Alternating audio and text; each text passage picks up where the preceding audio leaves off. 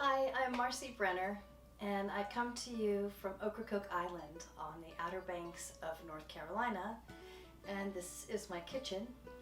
I am the daughter of Max Brenner, who ran Brenner's Bakery in Alexandria, Virginia since 1953.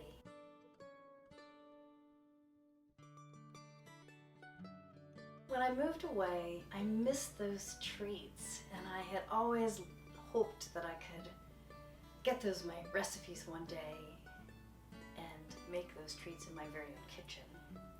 So I started working on them with my dad from ingredient cards from the bakery that were in pounds and ounces. And he helped me understand the math of the ratios. And we began to work it out. We began to bake, and I've baked for a couple of years and developed 50 recipes, the most favorite recipes from Brenner's Bakery in Alexandria. And then I started to write stories. And I started a Facebook group called Brenner's Bakery Memories. And sure enough, there were others that were interested in tasting those tastes again and missed the bakery. My old friend Kristen Donnan, who knew my dad and knew the bakery and had spent her life being an editor, agreed to edit my book, and the two of us produced A Baker's Daughter. I hope you enjoy tasting these tastes as much as I do, and my family.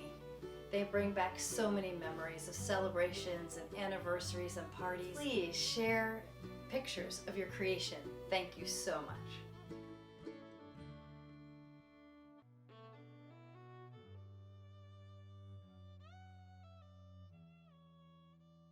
Hello. Today is Parker House Rolls. Now I have warmed up the kitchen with some heat because it was just a bit of a chilly day today, because having a nice warm kitchen just helps the dough come alive and helps the yeast do its work. So here are all of our ingredients. I also have the oven. I turned it on for a moment just to take the chill off of it, and then I just left the light on and closed the door with a big Pyrex cup of boiling water. So I have my proof box in the form of my oven ready for this dough when it's going to go into the proofing phase. So first we're going to make the dough, and then we're going to proof it. So just to review how I measure things, in case this is the first video you've seen, I'm Marcy Brenner, a baker's daughter, getting ready for Thanksgiving. So that's a cup of flour the way I measured it. So just no fancy measuring techniques. So all the flour goes in.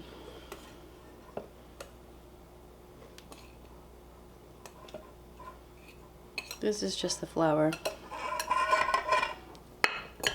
And I do use King Arthur bread flour. So for the yeast, I really like to handle it a little bit and just warm it up a little bit. This is all about enlivening things. This also, for me, invokes my father, Max Brenner, and his father, Louis Brenner, who came from Poland as a very young baker, as an immigrant to New York City. So here we go, in about 1913. So I'm going to put the yeast in, and I'm going to let some of it roll through my hands to warm it and to remember. Here's some milk powder.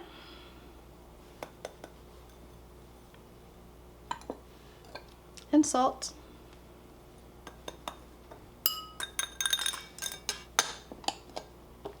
And sugar.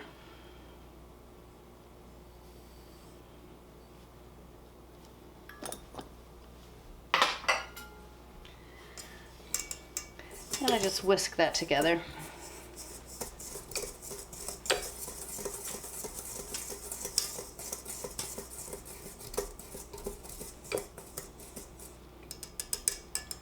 Now yeast loves to have the final temperature of 105 to 110 degrees.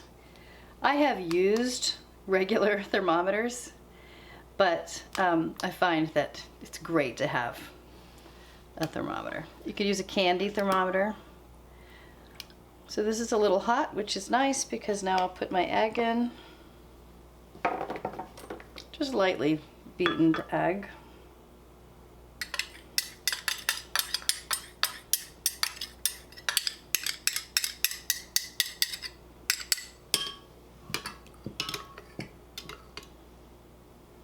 So I switched to a larger cup so that I could add my shortening per my very own recipe. Let that melt in there. Now my mixture was about 117, which is hot. I'm just going to let that sit and melt a little bit in there.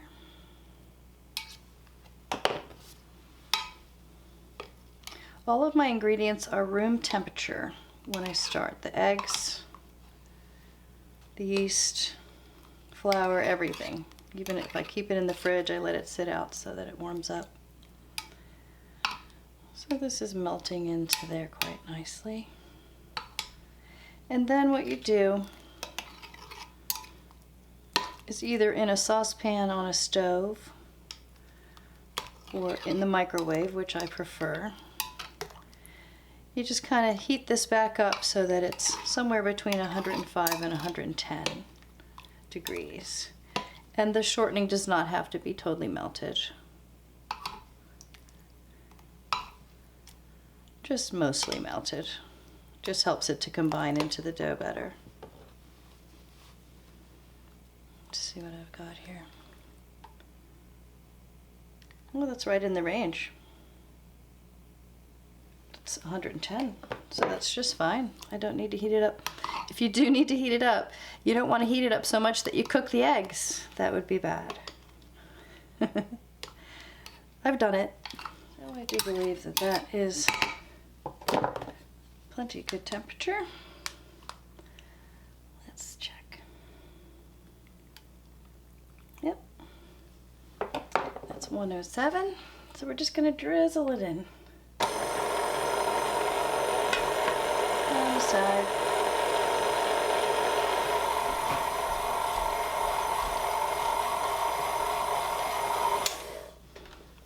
You don't need to knead this too much. I just want all of the flour and the liquid, to combine.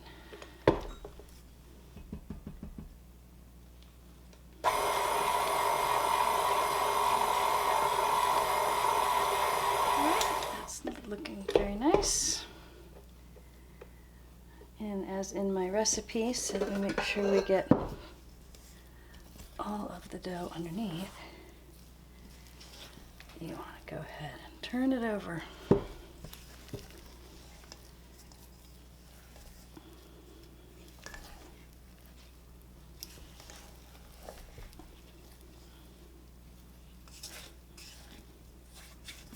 Oh, need some more.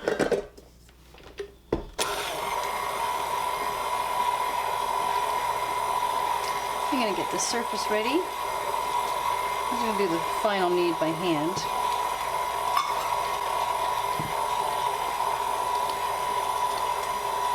I'm going to stop that there so it won't overdo.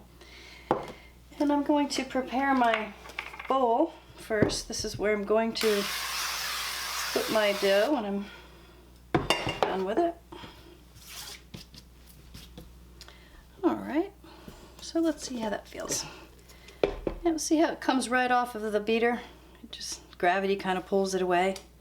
That's a very good sign that it's very close.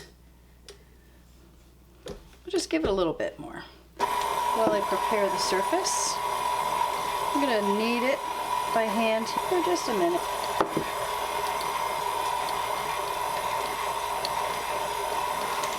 Alright, let's see how it falls right away.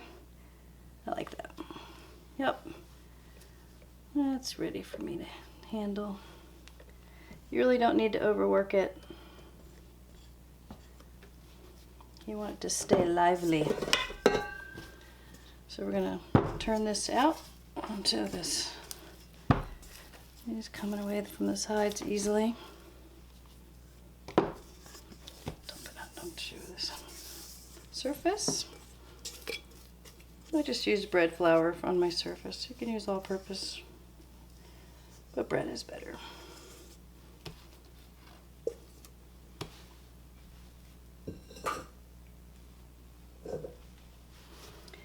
And I talk in the book about, I use the word fold. And I really like to just think about the dough being folded, kind of like into a bicycle seat shape. And you kind of fold it towards you. And then knead it.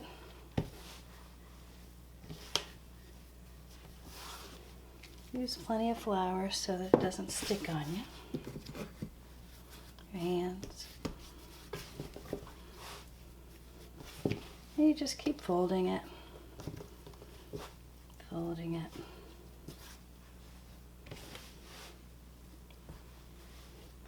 We're never beating it or punching it down. This just gets all the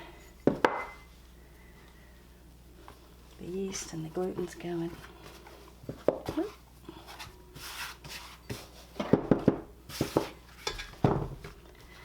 And for this is our first rise. So we just want to feel like we have a nice, smooth dough. I like that. Then I just lay it down into the bowl. This is an oiled bowl that you saw me spray. And then flip it over so it's nice and oiled on top. And that's it. We're going to let that rise. It might take a few hours. It could take 30 minutes. It really depends. What we're going to do is a lot of poking the side of the dough. And see how when I poke it here, it's brand new. It just comes right back up. It just whoosh, comes right back up. See that? That's that poke test I talk about. So this is a very lively, ready to go dough. All right, so I'm going to cover it with my floured plastic I keep on hand. Just use some extra flour. And I will put it into my prepared proof spot, which is my oven with the light on and a big Pyrex cup filled with boiling water. And then I'll replace that boiling water in about a half an hour. I'll check the dough and I'll replace that big Pyrex cup with a fresh cup of boiling water. Now in the recipe it calls for kneading it for a certain number of minutes, all of the bread recipes. Keep in mind that that is from the very beginning of working with the dough once you have all the ingredients together. So 3 minutes of kneading includes the mixing of the dough, the bringing out here on the surface, kneading it with my hands. So there's not a whole bunch of time spent beating up the dough. All right, in the proof box she goes. Let's try. Look there. Feels like it's ready. Here is the proofed dough. Looking beautiful. Still lively, but it's done proofing. And I don't punch it down. I just gently roll it onto my floured surface. Look at that beautiful bubbly dough. I really do love dough.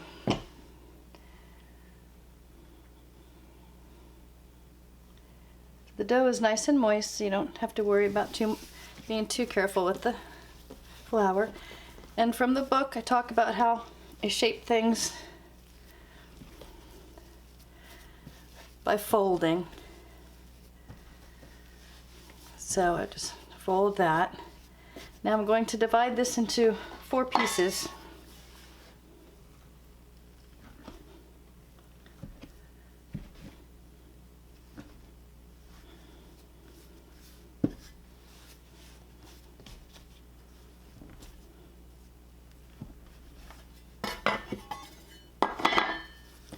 And I will prep these and just work with one at a time. So again, just fold it, pull it towards you, roll and fold it. Just fold it once, that's all you need. Kind of tuck it in underneath to make these tight little balls of dough. Roll and pinch. Dough does have memory, and you want it to always have a nice memory of being smooth and taut. And then I'm going to put this under the plastic that I used for the first rise, and let that rest. So I'll do that for these other pieces. Roll it, roll it. That's how you do loaf of bread as well. You can roll this up in your hands,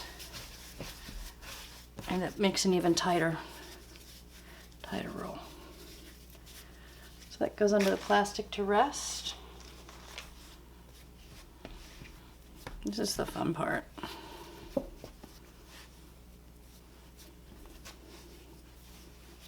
I never get tired of working with dough. Now you'll see that these three that are going to be under the plastic resting, the gluten will have a chance to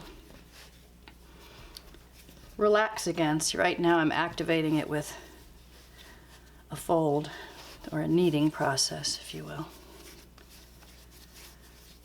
And because a little bit of rest is better than none, I'm going to go back to that first ball of dough that I made and work with that one first. There it is. The other three are just under plastic. So this one will fight with me a little bit. You want to flour your rolling pin in your hands. So the first one, see, the glutens are very tight. It's going to fight me. You'll see with the next ball of dough will be easier, and by the time I get to the fourth one, it'll roll out like a breeze. Get air bubbles, you just pat them. I want this to be about 6 inches by 12, something like that. Just depends on how large you want to make your rolls. Brenner's bakery rolls were about 3.5 inch when finished, but I tend to make them a little smaller, unless I want them for turkey sandwiches, larger turkey sandwiches. You can also make some large and some small. So it'll fight with you a little bit, but that's all right. We're going to use that one. And cut it in half.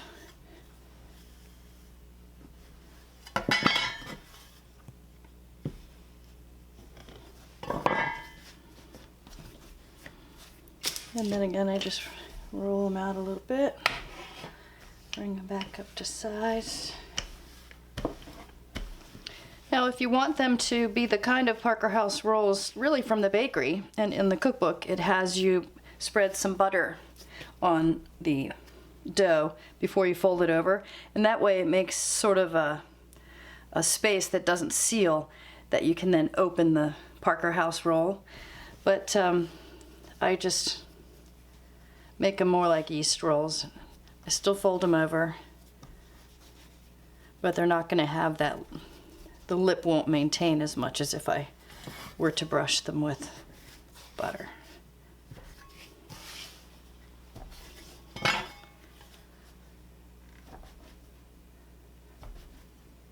Oops, you want to push them down first before you slice them.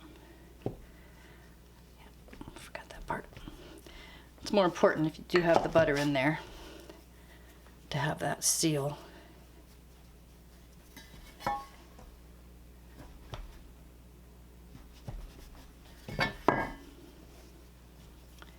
The bakery had a machine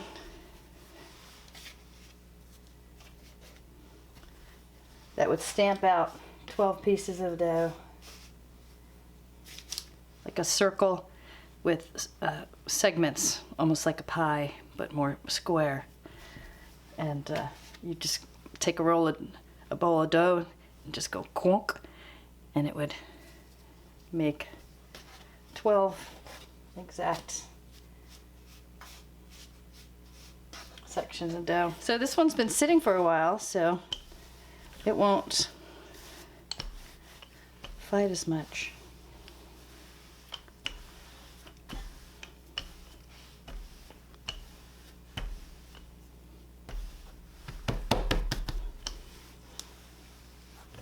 So as you work with each ball of dough, you'll start getting more air bubbles because the yeast is activated, and it will release and you'll be able to roll it out better because the gluten is not activated.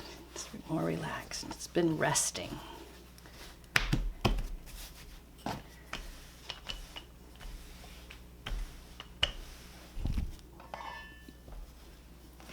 I put these on the pan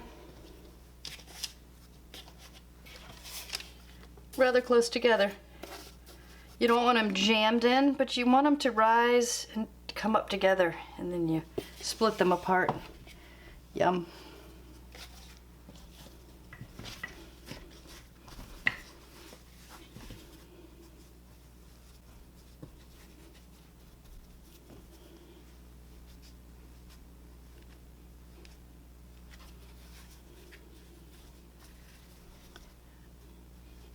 You can use the heel of your hand, just as easy as anything else.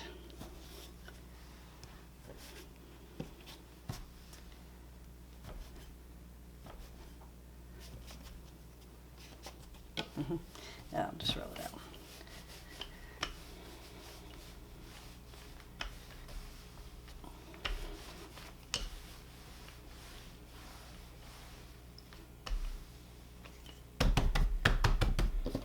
Pat out any air bubbles.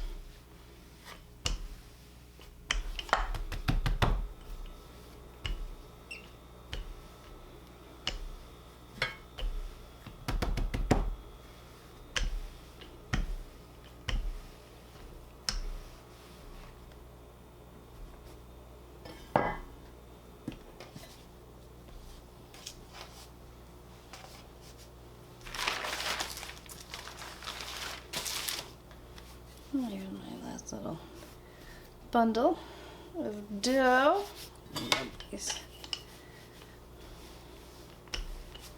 See, this one's had the most time to rest, so it's got the most bubbles, and it rolls out to whatever I ask it to be. So it pays to be patient with dough. Let it rest between cycles. So I have continued my proofing box in the oven of hot boiling water to give it heat and humidity. That's what you want in your proof box. So these rolls will go back into my proof box, and we'll also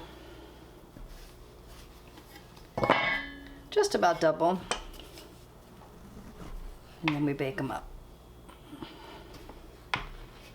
But I'll show them to you when they're where they go in the oven.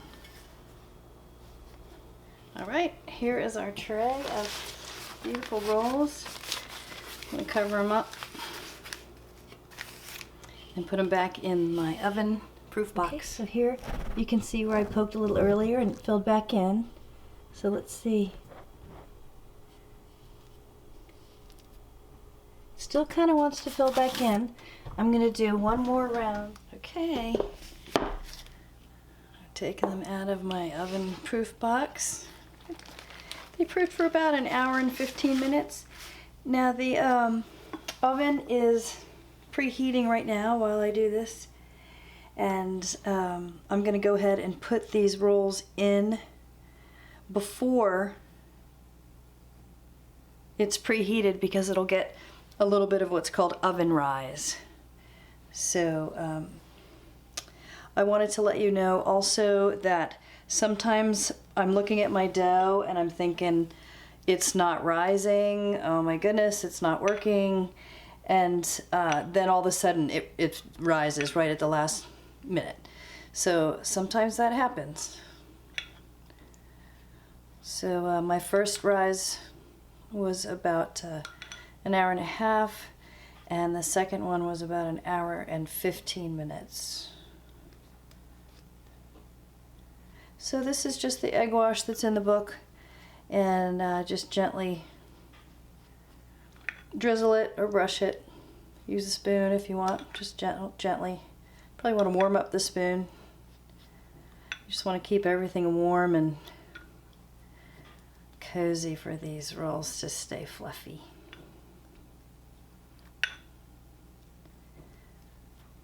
Now when they come out of the oven, you can wash them with melted butter if you like it. It makes kind of a matte finish, and then you might not want to egg wash them. But I like the way Brenner's did it with the egg wash. Some people wash their rolls with milk. I think that's just fine.